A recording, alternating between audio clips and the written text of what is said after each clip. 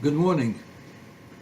I was told this morning that there was a program recently on television of evolution versus creationism. And the evolutionist supposedly got the better of the creationist by asking, who created God? Who created God? So I'm going to ask you a question. Who created axioms?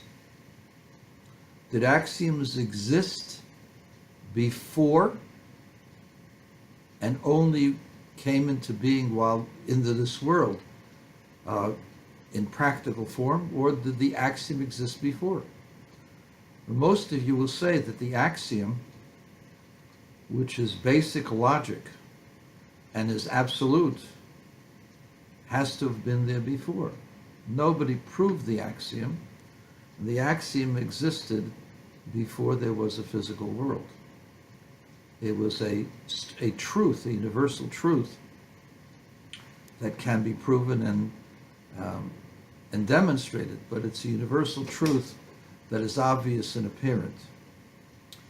Now, if an axiom existed before the world and nobody created the axiom, then God, who is the ultimate truth and the ultimate pillar of all axioms and all wisdoms, God wasn't created. God is the ultimate axiom. And that's what it means, Yesod ha-Yesodos, V'amud ha-Chochmas. So people say the fundamental of all fundamental principles. So read it differently. The axiom upon which all axioms are based, and the pillar upon which all proofs rest, is the original existence of God. There is an original existence, and upon that original existence, all things follow. In other words, God is the ultimate axiom. An axiom doesn't need to be created. It is, because God is not a physical thing. If you take Rambam, the Rambam says that God is wisdom.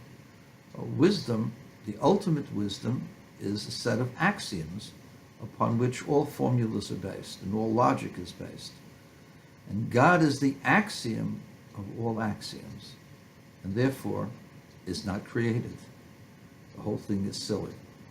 And by the way, you evolutionists, I call you evolutionists because you're evil, because you do not admit what is plainly obvious. There have been, in the last 160 or so years, since Darwin gave his ill-fated theory, and you say that it's a fact, there have been millions of observed new generations of microbes and other things, and no new species. No, you say species because, yeah, the bird or the bug eats something else. That makes it a new species, but it's still a bug and it's still a bird.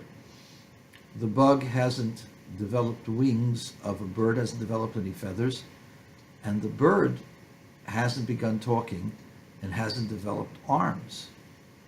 The birds are still birds and they still look the same. It's a finch with a different color, with a different beak, but it remains a finch. And the human beings have evolved, but they're still human beings. As the monkey. The monkey's still a monkey. It's evolved, but it's still a monkey. It hasn't changed.